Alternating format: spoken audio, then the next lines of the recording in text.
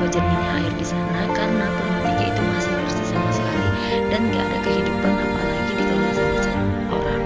Nah, jadi kalau kamu mau ngerasain yang namanya pantai secara private, kamu harus banget mau ke Pulau Tigi. Yuk explore Bangka Belitung.